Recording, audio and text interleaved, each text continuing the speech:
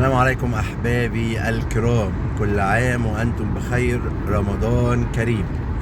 الفيديو دوت تاني يوم رمضان، ربنا يبارك في الجميع، كل عام وأنتم بخير ورمضان كريم علينا وعليك. طيب أنا هتكلم عن إيه في الفيديو دوت؟ هتكلم هل الشراء في رمضان لو اشتري شقة في رمضان دي فرصة كويسة ولا لا؟ طيب مبدئيا اللي بيفكر يشتري، انا اللي بقول في الفيديوهات اللي فاتت، الفترة اللي فاتت ديت كنت بقول اللي بيفكر يشتري لو محتاج الشقة او هيسكن في الشقة او مش واخدها بهدف الاستثمار البحت.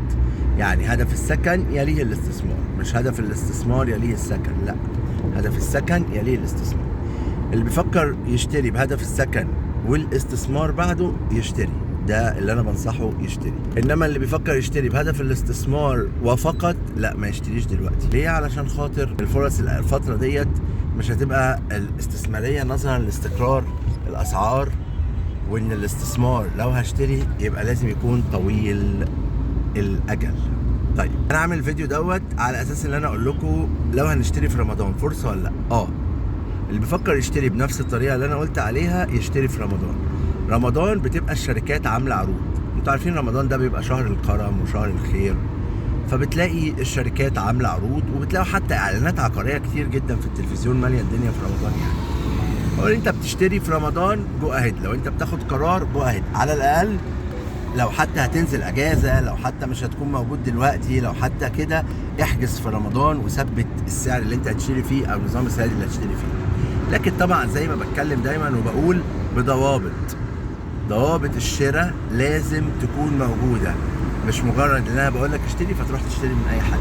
لازم الضوابط الاساسيه اللي انا دايما بعيد وازيد فيها: اختيار شركه حتى لو عملت عرض بتبقى عاملاه محسوب وعارفه كل تفاصيله، اختيار الشركه مظبوطه وتكون ليها سابقه اعمالها القويه اللي تشوفها على الطبيعه او تكلف حد ان هو يوريها لك حتى لو انت بره مصر. مراجعه تسلسل الملكيه مهم جدا، ورق العقد وسريان التوكيل واختيار التخصيص ودفع الاقساط، وبالتالي تغيير العقد نفسه ده مهم جدا اللي انت تكون مركز فيه، لان العقود كلها بتحتاج انها تتعدل او تتغير. اذا في رمضان لو بفكر اشتري فرصة كويسة للشراء وللحجز وللاختيار.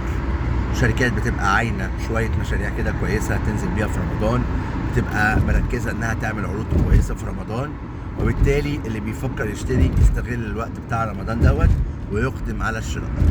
وفي الاخير تقدروا ترجعوا لي بحيث ان انا اوجهكم صح للوكيشن ده مظبوط ولا لا، النظام السيادة ده مظبوط ولا لا، نسبة التحميل مظبوطة ولا لا، الشركة دي كويسة ولا لا، وفي الاخير لتعديل العقود ومراجعة ورق الملكية.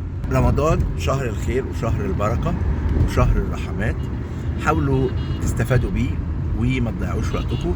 حاولوا تفكروا انكم تكون ليكوا اعمال خيرية في رمضان بحيث ان الشهر دوت يستفاد بيه الجميع، تطلعوا بيه فايزين، سواء اللي فاز بشقة ربنا كرمه بيها واشترى حاجة او ارض حتى، او اللي فاز بحسنات وثواب نتيجة صدقات واعمال خير اللي بيعملها في رمضان.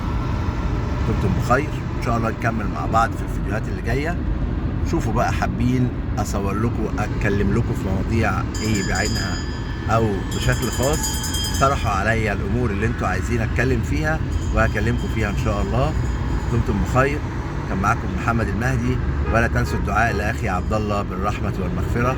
السلام عليكم ورحمه الله وبركاته.